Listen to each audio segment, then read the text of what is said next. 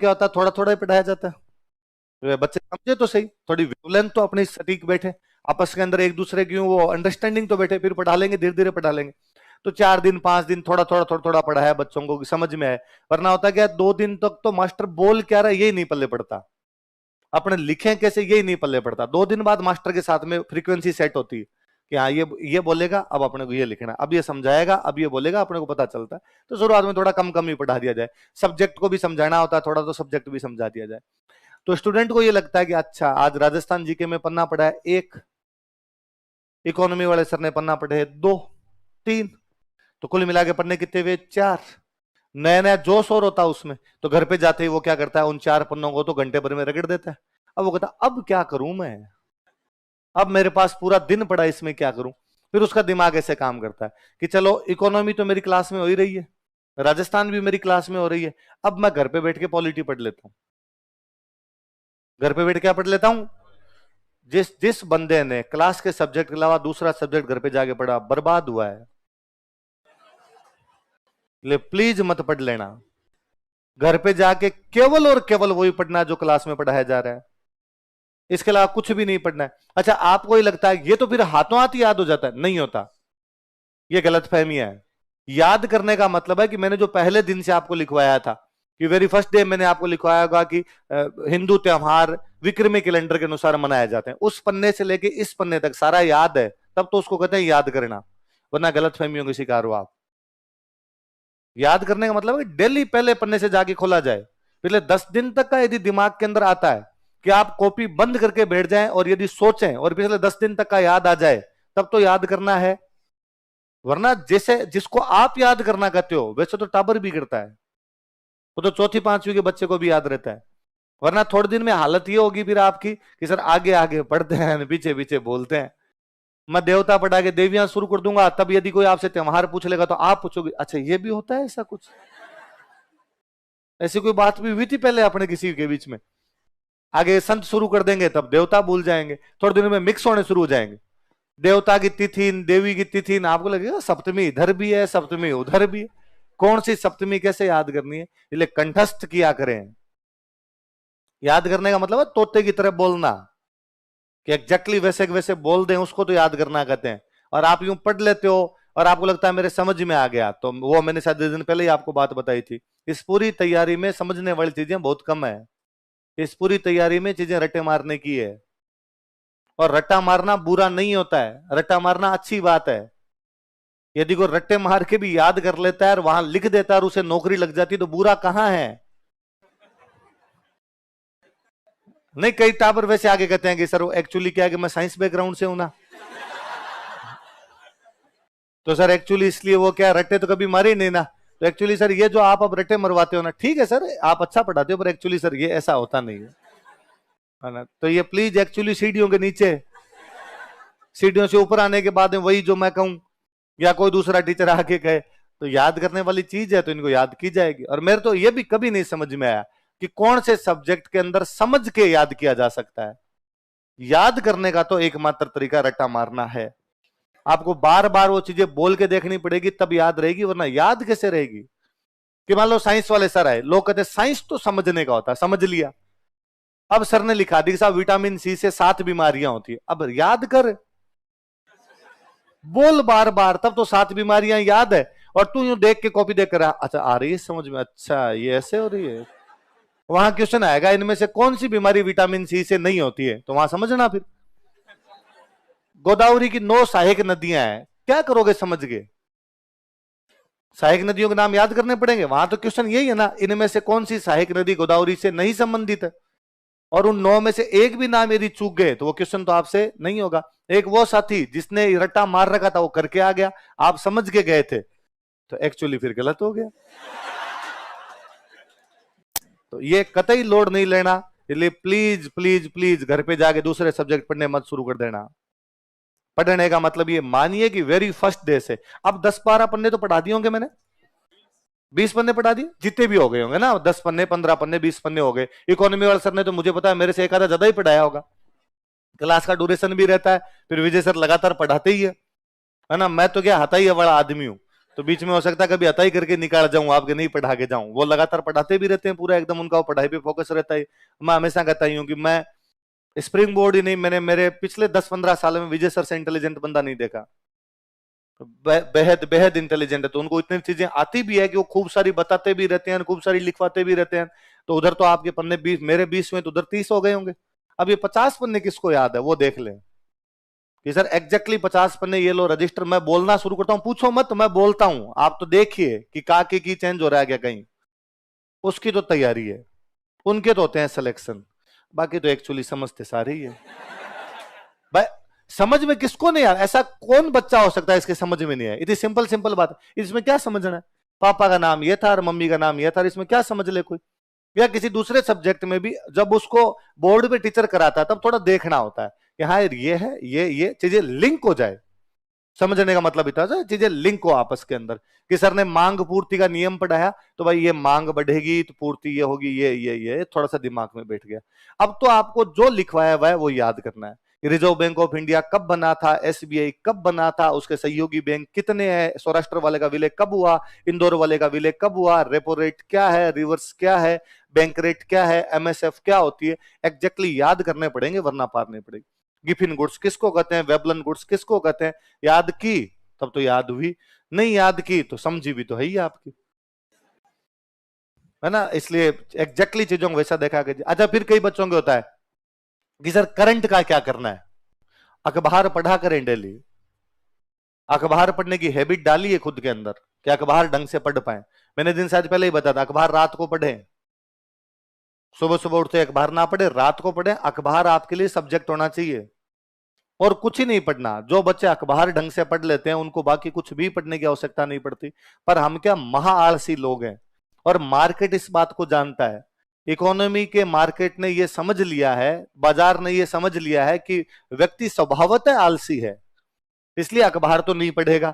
लेकिन चूंकि बच्चों के एग्जाम में करंट के क्वेश्चन तो आते हैं, तो उनके लिए क्या किया जाए, इसलिए मार्केट में आपके जैसे 10 लोग बैठे और उन 10 लोगों ने बैठ के अखबार की डेली की न्यूज 1 महीने तक छांट ली, और छांट के अच्छी अच्छी न्यूज उसमें से एक मैगजीन में निकाल दी, 10-10 रुपए में आपको बेच के घर बदलिए। और मैगजीन में क्या आता है, यही तो आता है। कोई अखबार पढ़ लो, 30 दिन तक लगातार अखबार पढ़ लो, और उसके बाद वो 10 रुपए वाली मैगजीन लाना, और उस मैगजीन में बताना कि नहीं सर अखबार में तो ये आई नहीं थी, ये मैगजीन में आ गई न्यूज।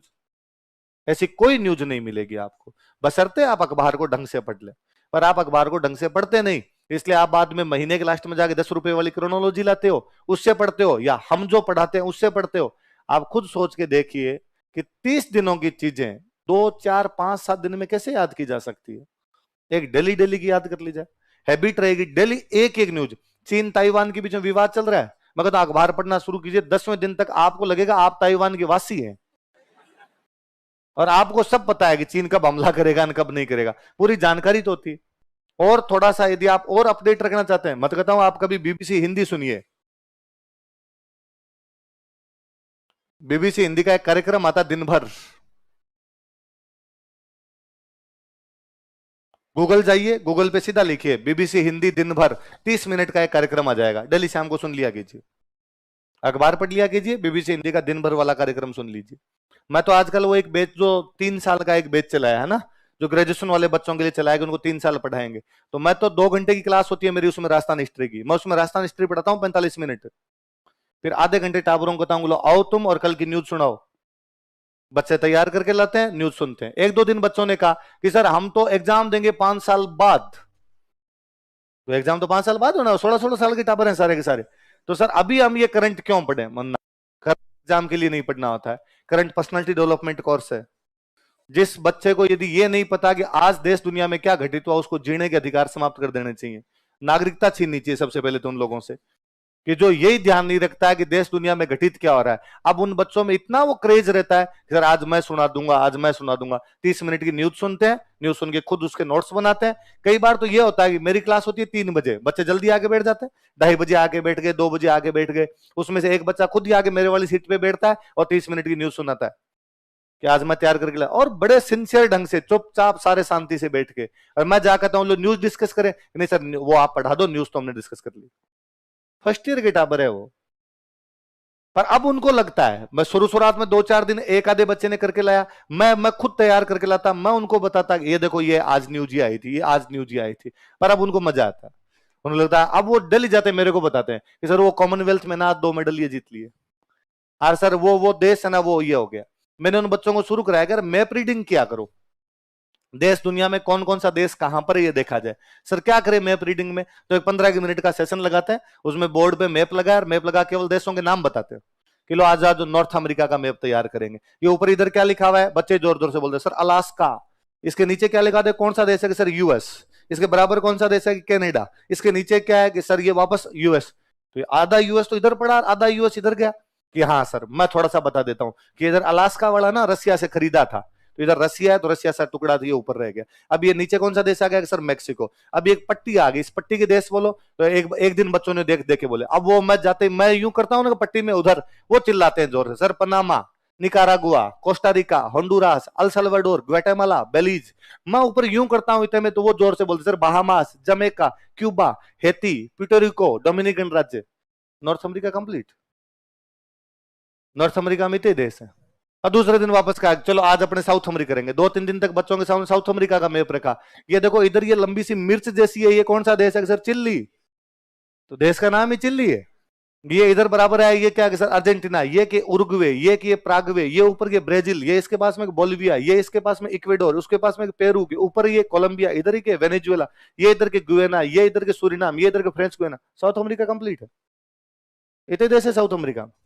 अब बाद में वैसे उनको अफ्रीका याद करवाया, वैसे उनको यूरोप याद करवाया। अब शुरुआत में उनका फिर था कि सर देश के नाम याद करने से क्या होगा, केवल देश के नाम। अब वो मेरे को जाते कहते सर कांगो में ये हो गया। अब जब वो अखबार पढ़ते जैसे कांगो आता उनके दिमाग में आता है, कांगो 2 है, एक रिपब्लिक कांगो अलग है, एक डीसीआर डेमोक्रेटिक रिपब्लिक कांगो अलग है। उनका दूसरे दिन अपने आप सवाल होता है। आप जितना चीजों में जीव डालोगे चीजें उतनी ही याद होगी। इसलिए करंट तो हॉबी बनाइए कि आपको डेली पढ़ना है। मैं हमेशा कहता हूं कि हम जब एग्जाम आता है ना नजदीक, भाई प्री का एग्जाम आ गया, प्री का एग्जाम आ गया, तो हम 10 दिन करंट पढ़ाते हैं। विकास जी 10 दिन करंट पढ़ाते हैं, और उसमें से एक भी क्वेश्चन बार नहीं आता। मैं इसकी कोई गारंटी नहीं दे सकता, हो सकता है मैं आपको महीने भर तक ये कल्चर हिस्ट्री पढ़ाऊं और आरपीसी 20 सवाल पूछे और 20 में से 18 बार से पूछे, 2 ही नोट्स में से आए, क्या पता कल्चर इतनी बड़ी होती है और कहां से पूछ ले। मैं ये मंदिर लिखवाता हूं, मैं मुख्य मुख्य मंदिर लिखवा रहा हूं, या तो जो पुराने एग्जाम में पूछे हुए, या मुझे लगता है और पूछे जा सकते हैं वो लिखवा रहा हूं। पेपर बनाने वाले के गांव में और मंदिर है, मुझे थोड़ी पता उसके गांव में है। मैं जिस दिन पेपर बनाऊंगा हमारे गांव में भैरून जी का मंदिर है, उसका पूछूंगा, आपको थोड़ी आ जाएगा। बस सिंपल सी बात है। तो उसमें हो सकता है कि बाहर के क्वेश्चन आ जाए, पर करंट वाले में तो फिक्स है कि विकास जी जो पढ़ा देंगे उसमें से सारे क्वेश्चन आ जाएंगे। पर ये तो आप सोच के देखिए कि साल भर की करंट 10 दिन में तैयार कर लोगे क्या। कि मास्टर को तो याद है, उसको तो ज्ञान ढोलना है, ढोलना समझते हो, बहाना, उसको तो फ्लो करना है, वो तो बहा देगा, आप कैसे तैयार कर लेंगे। तो एक्स्ट्रा यदि कुछ पढ़ना हो आपको, यूं पहली बात तो टाइम ही नहीं मिलेगा, ये आपकी गलत फहमी है। यदि आप सोचते हो कि ये पढ़ लेते हो और फिर भी टाइम, इसका मतलब पढ़ाई नहीं कर रहे, मरे नहीं, अब टाइम होता ही नहीं है। 3 घंटे यहां वाले, और इसको जाके वापस इस पूरे को याद करने में 6-7 घंटे लगते हैं। ढंग से कोई पहले पन्ने से वापस करने के लिए बैठे 10 घंटे होते हैं, उसके बाद बचता ही नहीं। एक प्लीज प्लीज रात को कम से कम 8 घंटे सोना, 7 घंटे तो 7 घंटे तो मिनिमम नींद लेनी है। कई टावर वैसे आगे कहते हैं सर 3 घंटे ही सो रहा हूं, क्यों, थोड़े दिन में पागल खाने में भर्ती करवाएंगे कहीं। पढ़ाई का मतलब ये कतई नहीं है कि आप नोट्स खोल के बैठे हो, पढ़ाई का मतलब है कि आउटपुट जाना ही चाहिए। सोओगे तो आएगा, वरना तो नहीं आएगा। इसलिए इन्हीं को पढ़ना है, बार बार इनको पढ़ना है, इसके अलावा और कुछ भी नहीं पढ़ना।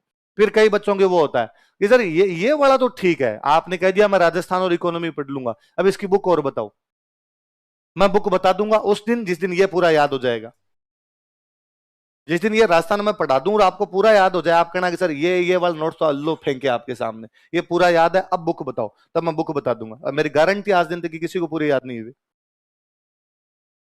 तो बुक पढ़ने की नौबत ही नहीं आएगी। फिर आप जो मार्क, आप बच्चे मेरे कई बार आके कहते हैं कि सर ये बुक पढ़ लूंगा, ये बुक पढ़ लूंगा। आप यकीन मानिए, आप जो वो 10 बुक पढ़ना चाहते हैं वो मैंने पढ़ ली, और वो पढ़ पुढ़ा के उनमें जो माल मसाला था वो नोट्स है।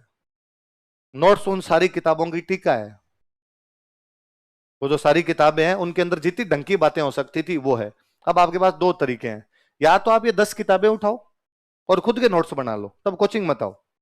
तो प्लीज घर वालों के पैसे ना लगाया जाए। और चूंकि आपके घर वालों ने पैसे दे दिए, इसलिए 10 किताबें ना पढ़ो, अब नोट्स पढ़ लो। स्टूडेंट कोचिंग भी करना चाहता है, फिर भी उसको बुक पढ़नी है, फिर कोचिंग क्यों आया?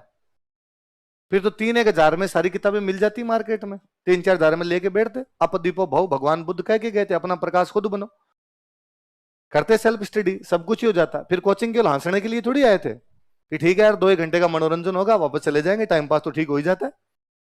तो ये पढ़े जाएं, ये बहुत ढंग से पढ़े जाएं, ये सारी चीजें याद की जाए। तो जब मैं भाद्रपद शुक्ल सप्तमी लिखवाता हूं, उस समय दिमाग में यदि भाद्रपद शुक्ल अष्टमी का राधा अष्टमी आया आपके, इसका मतलब तो पढ़ाई सही ढंग से जा रही है। और यदि नहीं आ रहा है, इसका मतलब सुधार करने की आवश्यकता है।